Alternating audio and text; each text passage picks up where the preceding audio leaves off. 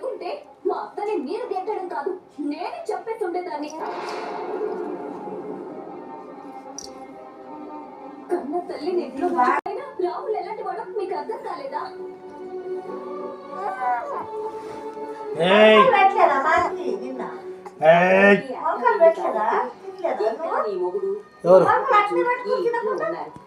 చిన్నట్టుంది గెంటేయాలనుకున్నారా? స్వప్న, ఏంటిది? ఎందుకు వాళ్ళ మీద అరుస్తున్నావు?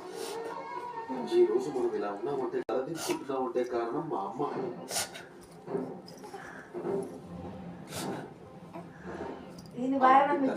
పుట్టినందుకు భరించాల్సిందే, కానీ మనసున్న ఇలాంటి మనుషుల్ని మాటలే హక్కు మనకు లేదు స్వప్న, మనకి లేదు.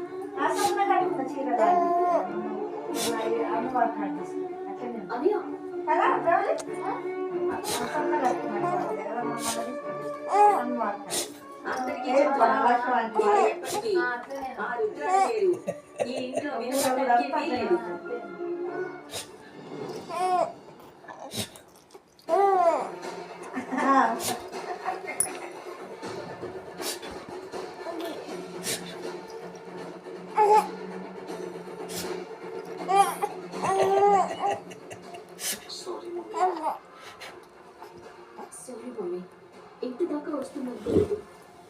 దీనంతటికి కారణం నేనే కదా. మమ్మీ, అందరూ కలిసి నీ మీద విరుచుకుపడుతూ నేను అమానుషంగా ఇంట్లోంచి గెంటేస్తుంటే నీ పిల్లలమైన మేము ఏం చేయలేకపోయామని, ఆపలేకపోయామని మా మీద నీ కోపంగా ఉందా? దేనికి కోపం? మీరు చేసింది ఉమ్మకి